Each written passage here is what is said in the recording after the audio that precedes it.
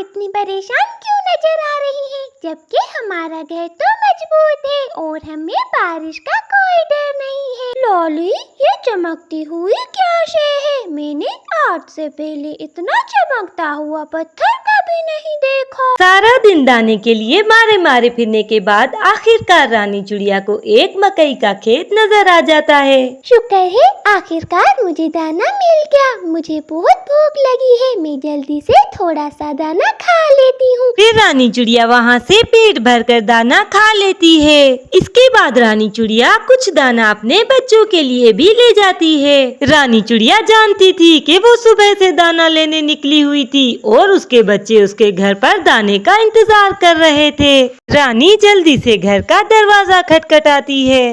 लाली बेटा, दरवाजा खोलो, मैं हूँ तुम्हारी मम्मा। अपनी मम्मा की आवाज सुनकर लाली चिड़िया झट से दरवाजा खोल देती है। बच्चों को भी बहुत भूख लगी थी, वो दाना देखकर बहुत खुश हो जाते हैं। मम्मा, क्या बात है? आज आपने दाना लाने में काफी देर कर दी। लाली बेटा, मैं दाना लेने आज काफी दूर दूर गई थी, मगर मुझे कहीं पर भी दाना नहीं मिला। मगर अचानक मेरी नजर एक बहुत बड़े मकई के खेत पर पड़ी। आज के बाद मैं आपके लिए रोजाना वहीं से भोजन लाया करूंगी। मगर मम्मा, आपको किसान ने देख लिया और आपको नुकसान पहुंचाने की कोशिश की तो मम्मा क्या होगा? हाँ मम्मा, भाई बिल्कुल ठीक कह रहा है। कहीं आप हमारी वजह से किसी मुसीबत में न फंस जाएं। तुम चिंता ना करो मेरे बच्चों, ऐसा कुछ नहीं होगा। बस जल्दी से ये दाना खा लो। इसके बाद वो दोनों मजे मजे से वो दाना खाने लगते हैं। फिर रात भी हो जाती है। बच्चों को सुलाने के बाद रानी चिड़िया भी यही सोच रही थी कि अगर उसे दाना तोड़ते हुए किसान देख लेता तो क्या होता। ऐसे ही रात गुजर जाती है और सुबह हो जाती है। चिड़िया सवेरे ही उसी खेत में दाना लेने के लिए पहुंच जाती है और दाना खाने के बाद वो कुछ दाना फिर से अपने बच्चों के लिए ले जाती है। इधर लाली और गुग्गू जंगल में खेल रहे थे कि उन्हें एक चमकता हुआ पत्थर दिखाई देता है। लॉली, ये चमकती हुई क्या शय है? मैंने आज से पहले इतना चमकता हुआ पत्थर कभी नहीं देखा।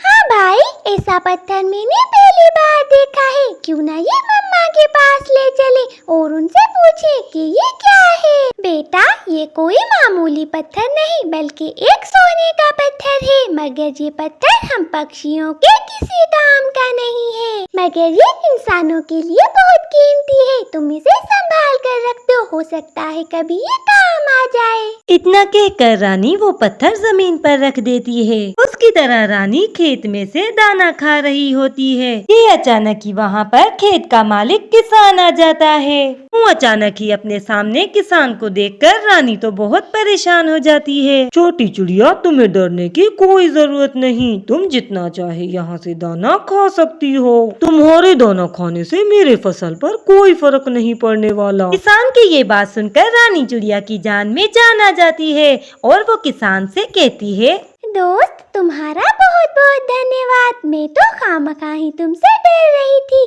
सारे इंसान एक से नहीं होते। चिड़िया, इस संसार की सुंदरता तो आप पक्षियों की वजह से ही है। आज से तुम्हारी और मेरी दोस्ती पक्की। चिड़िया से इतना कहने के बाद किसान वहाँ से चला जाता है और अब चिड़िया को भी कोई डर न था। वो वहाँ से दाना लेकर चली जाती है और फिर कुछ दिन इसी तरह ही गुजर जाते हैं। एक दिन बहुत तेज बारिश हो जाती है।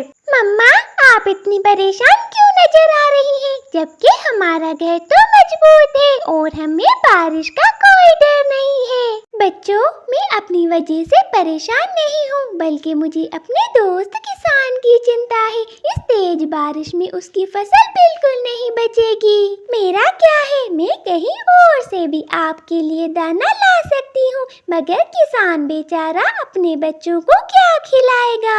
सारी रात तेज तूफानी बारिश के बाद आखिरकार सुबह को बारिश थम जाती है और सुबह सुबह जब चिड़िया किसान के खेत में आती है तो उसे ये देखकर बहुत दुख होता होता है। उसे ये देखकर बहुत दुख होता है कि किसान की फसल तो बारिश में पूरी तरह तबाह हो चुकी थी। वो उड़ते हुए किसान के पास जाती है। आखिरकार उसे किसान दिखाई देता है जो एक पेड़ के नीचे बैठा हुआ रो रहा था।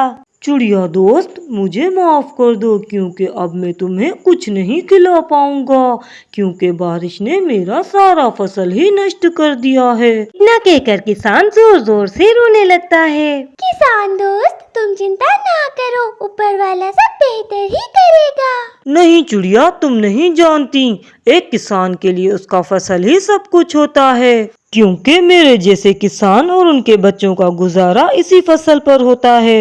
और अगर बारिशों में उनकी फसलें ऐसे ही डूबती रहीं तो किसान और उनके बच्चे तो भूखे ही मर जाएंगे। किसान को अपना फसल डूबने का बहुत दुख था।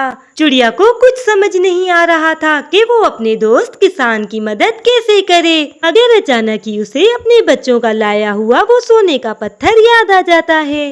किसान दोस्त, तुम चिंता ना करो, मैं अभी आई, तुम इधर ही मेरा इंतजार करना। इसके बाद रानी चिड़िया उड़ते हुए अपने घर को आती है जहाँ पर बाहर दोनों उसके बच्चे खेल रहे थे। और फिर इसके बाद रानी चिड़िया अपने बच्चों को सारी बातें बता देती है। देखो बच्चों, हमने इतना अरसा किसान की फसल में से दाना खाया, अब उसका कर्ज अदा करने का समय आ चुका है। मैं उसको वो सोने का पत्थर देने जा रही हूँ। उसके बाद रानी चिड़िया वो सोने का पत्थर लेकर किसान के पास पहुँच जाती है। इतना बड़ा सोने का पत्थर देखकर किसान तो हैरान रह जाता है।